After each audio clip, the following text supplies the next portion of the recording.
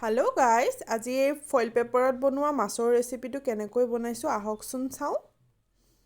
তাৰ বাবে এয়া লৈ লৈছোঁ ৰৌ মাছ। মই ইয়াত 7-8 পিচমান ৰৌ পিচ ব্যৱহাৰ কৰিছোঁ।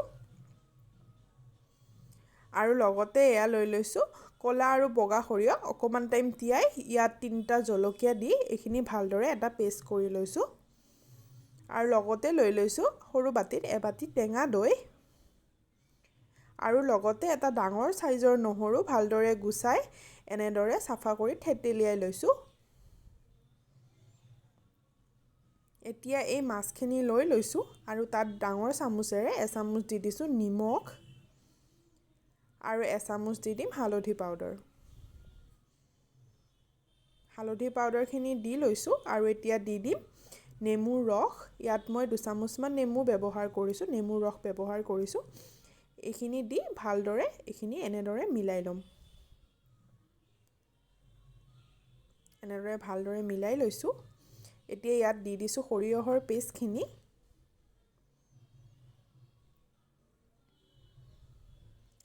আৰু দি দিম এতিয়া টেঙা দৈখিনি। আৰু নহৰুখিনি যে থেতেলিয়াই লৈছিলোঁ তাৰ আধা অংশ ইয়াত ব্যৱহাৰ কৰিছোঁ। এইখিনি ভালদৰে সানি ইয়াত দি দিছোঁ 2 চামুচ কেঁচা মিঠাতেল। এয়া চাওক, কেঁচা মিঠাতেলখিনি দি এখন চামুচৰ সহায়ত অকণমান এনেদৰে লৰাই দিছোঁ।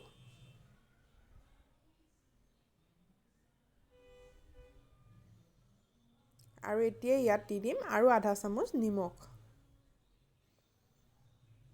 এতিয়া এইখিনি ভালদৰে হাতৰ সহায়তে মিলাই লৈছোঁ মই।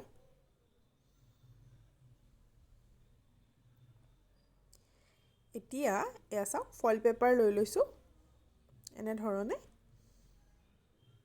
এয়া চাওক, মই এপিচ এপিচকৈ বনাইছোঁ। আপোনালোকে 2 পিচ বা 3 পিচ এনেদৰে অকণমান ডাঙৰ ডাঙৰ ফইল পেপাৰ লৈ বনাব পাৰে। আৰু তাত দি দিলোঁ আৰু অকণমান থেতেলিয়াই লোৱা নহৰু আৰু এটা জলকীয়া আৰু এইখিনি ভালদৰে এনেদৰে বান্ধি ল'লোঁ। এখন ফ্ৰাইং পেন গৰম হ'বলৈ দিছিলোঁ আৰু তাত মাছখিনি দি এনেদৰে গোটেইখিনি দি ভালদৰে 15 মিনিট ঢাকি ৰাখিছিলোঁ ল' ফ্লেমত। 15 মিনিটৰ পিছত এবাৰ এনেদৰে ঘূৰাই দিছোঁ আৰু 10 মিনিট আকৌ এবাৰ সিজিবলৈ দিছোঁ। এয়া চাওক, 10 মিনিটৰ পিছত মোৰ মাছখিনি ৰেডি হৈ গৈছে। এয়া এখন প্লেটত এনেদৰে উলিয়াই দিছোঁ আৰু এখন চামুচৰ সহায়ত মই দেখুৱাইছোঁ। চাওক কি সুন্দৰভাৱে সিজি গৈছে। ই খাবলৈ বহুত সোৱাদ গাইছ, এবাৰ বনাই চাবচোন। মই গোটেইখিনি মাছ এনেদৰে ৰেডি কৰি ল'লোঁ। ভাল লাগিলে লাইক এণ্ড ছাবস্ক্ৰাইব কৰিব। আজি